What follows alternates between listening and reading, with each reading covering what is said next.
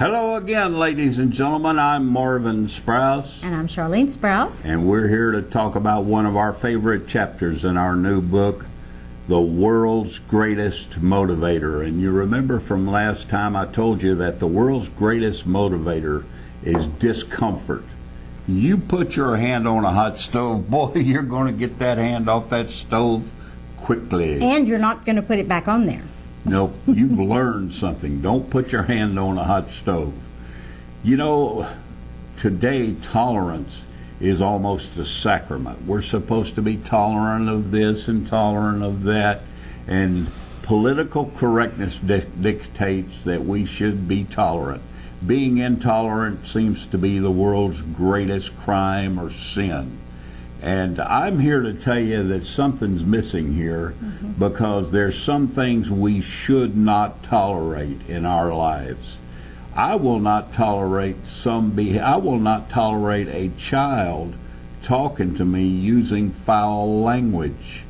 And Charlene and I do a lot of marriage counseling, and when we're talking to people who are getting married, one of the most important things that we have them do is to tell each other what they will not tolerate. What we do is have them make a list of all the things they want in a mate, and then on the other side of the paper they write exactly what they will not tolerate. And we usually have to coach them and help them think about that part, because when they're in love, that's all they want to think about, is all the positive things.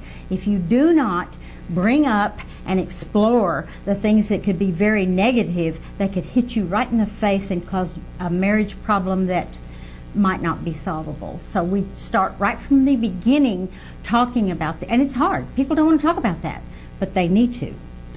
Then when Brother Clyde has an affair with Sister Lucy, who works at the convenience store, then his bride can say, you remember before we got married when we were talking with the Sprouses, you remember I told you then that I would not tolerate infidelity?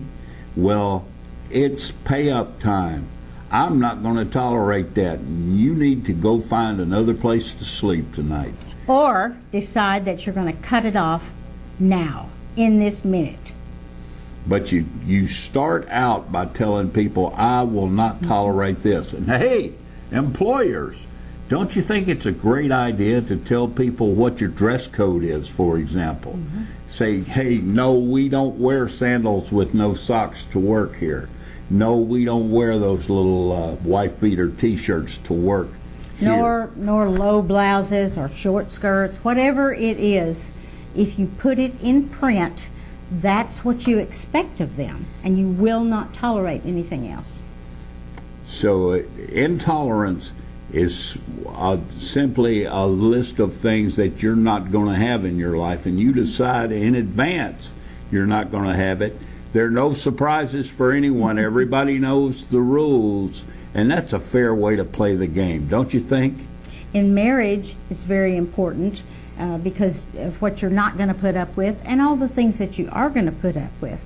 In a business, the owner knows that these people going by the rules will affect his bottom line.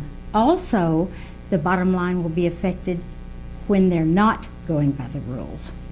So let's have a discussion now about intolerance. What things are you not going to put up with here at work?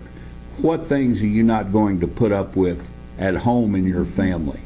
I want you to give this some thought. I want you to come up with a brief list of things you absolutely will not tolerate. No way, Jose, we don't do that here. And write them down. Write them down and talk about them now. Thank you. We'll see you on the next session. You're watching Living Better ITV with the Sprouses. ITV stands for Internet Television, by the way. And we're so proud to be on this channel talking to you, and we're so proud that you came to listen. Thank you. Thank you.